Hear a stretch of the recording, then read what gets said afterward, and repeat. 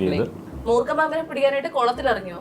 മൂർഖമാമ കുളത്തിലാണ് ഉണ്ടാവുക. കുളത്തിന്റെ സൈഡിൽ ഈ കൈതച്ചക്കയുടെ ഭയങ്കരം തന്നെ. മൂർഖമാമനെ കൺവിൻസ് ചെയ്ത്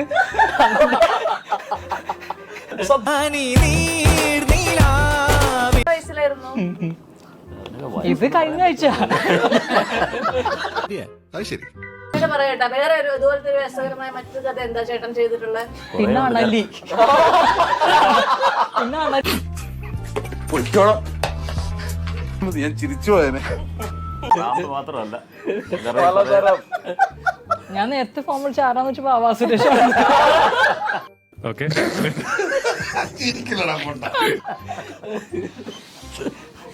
ബാബാ സുരേഷ് ഇടയ്ക്ക് വിളിക്കാറുണ്ട്. ചില പാമ്പിന്റെ ഫോട്ടോ ഒക്കെ എടുത്ത് അയച്ചു കൊടുക്കും.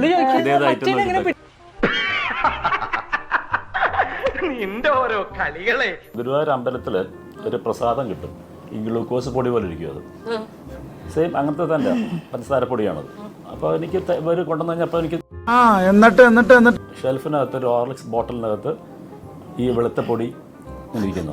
അപ്പോൾ എൻ്റെ മനസ്സിൽ പറഞ്ഞു, ആഹാ ഇത് എനിക്ക് തരാണ്ട് ഇവർ വെളുപ്പിച്ച് വെച്ചിരിക്കുകയാണല്ലേ. ഞാൻ കാണിച്ചു തരാൻ വേണ്ടിയിട്ട് വേറെ വലിയൊരു സ്പൂൺ എടുക്കുന്നു, കുപ്പി തുറക്കുന്നു.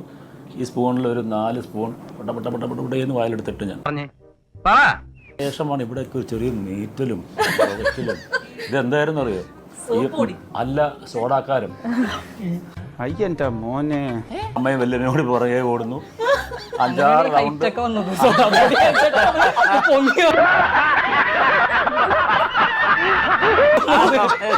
അത്ര ഹൈറ്റ് ഉണ്ടായിട്ടില്ല.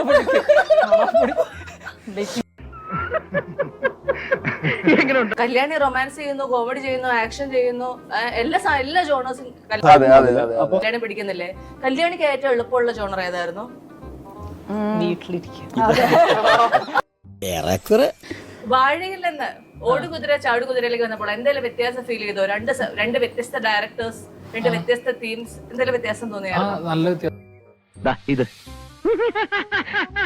കാരണം അതിലെ കഥാപാത്രവും കോസ്റ്റ്യൂം ഒക്കെ ചേഞ്ച് ചെയ്തു. ഒരു ദിവസം 2 മണിക്കൂർ കുറവാൻ നാളെ ഞാൻ ആ മൂർഖനെ പിടിക്കാതെ ഉറങ്ങൂലെന്ന് ശബ്ദം ചെയ്തിട്ടുണ്ട്. അതിനെ പിടിച്ചാലേ ഉറങ്ങുള്ളൂ. മുഴുവൻ സ്വപ്നത്തിൽ മൂർഖനാണ്. ഇന്റർവ്യൂ കഴിയുമ്പോ അവിടെ ഫോറസ്റ്റിന്റെ ആൾക്കാർ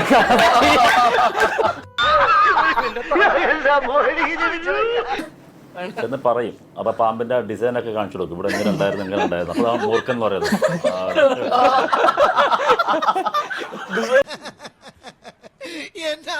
അത്രേ ഉള്ളൂ. അത് കുതിരയായിരുന്നോ പ്രണയമായിരുന്നോ? കുതിരയോടുള്ള പ്രണയമായിരുന്നോ സിനിമയിൽ മുഴച്ചു നിന്നത്? ഫുള്ളായി തന്നെ ചെയ്തിട്ടുള്ള രണ്ട് തരത്തിലാണ്. അരി വാങ്ങണമെങ്കിൽ ഇന്നത്തെ പടത്തിൽ അഭിനയിക്കണം. മറ്റേത് ഗോതമ്പും. ദൈവമേ, മൂർഖനെയാണല്ലോ ചവിട്ടിയത്. എന്നായിരിക്കും വിനയ് ഫോർട്ടിനെ പോലെ താടിയൊക്കെ വെച്ചുള്ള ഒരു അൽത്താഫിനെ കാണാൻ സാധിക്കുക? അപ്പൊ ഫീൽഡ് ഔട്ടായി പോകുന്നത് വളർന്നു വരുമ്പോഴേ. വലിയ ആൾക്കാരല്ലേ കേട്ടോ, മാമിനോടൊന്നും തോന്നല്ലേ.